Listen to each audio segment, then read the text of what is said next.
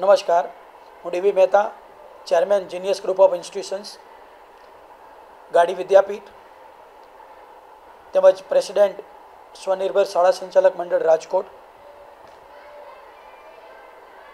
Any media